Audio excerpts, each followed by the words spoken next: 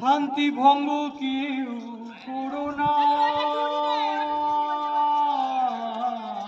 নির্বাচন কমিশনারের নির্দেশ অনুযায়ী বৃহস্পতিবার বেলা ৫টার মধ্যে ভোটের প্রচার শেষ হচ্ছে। ইতিমধ্যেই দক্ষিণ ২৪ পরগনা জেলার গঙ্গাসাগর এলাকায় স্বপন দাস বাউল সচেতনতামূলক প্রচার শেষ করলেন। দেখুন, ২০২৪ ভোট ঠিক হয়ে যাওয়ার সঙ্গে সঙ্গে আমি কিন্তু ঘরে বসে নেই। তার পরদিন থেকেই বেরিয়ে পড়েছি জেলায় জেলায়, রাজ্যে, গ্রামে গঞ্জে, শহরে, সব জায়গাতে। একটি কারণ, শান্তিপূর্ণ যেন ভোট হয়। বিগত বহু বছরগুলো আমি ঘুরেছি।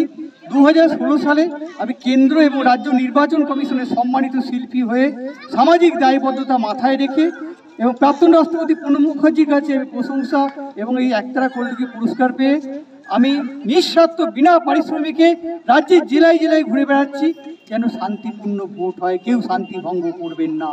বোমাবাজি, প্রাণহানি, মারামারি, খুনোখুনি কেউ করবেন না। মায়ের কোল শূন্য করে কেন দিচ্ছেন? কেউ মায়ের কোল শূন্য করবেন না।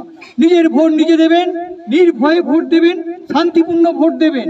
প্রত্যেকে অঙ্গীকার করতে হবে আমরা শান্তিপূর্ণ ভোট করাবো। অবাধ পক্ষপাতহীন ভোটে জাতপাত ধর্মের ভেদাভেদে কেউ গোষ্ঠীর প্রলোভনে পড়বেন না। ২৩টি জেলার প্রচারের দায়িত্ব নিয়ে তিনি অবাধ শান্তিপূর্ণ ভোটের আহ্বান জানান। বাউল গানের মধ্য দিয়ে সচেতন করেন সাধারণ মানুষকে।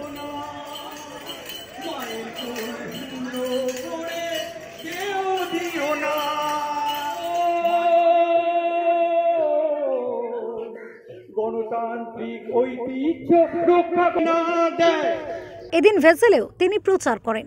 দক্ষিণ ২৪ পরগনা থেকে গোপাল শীলের রিপোর্ট, ওঙ্কার বাংলা।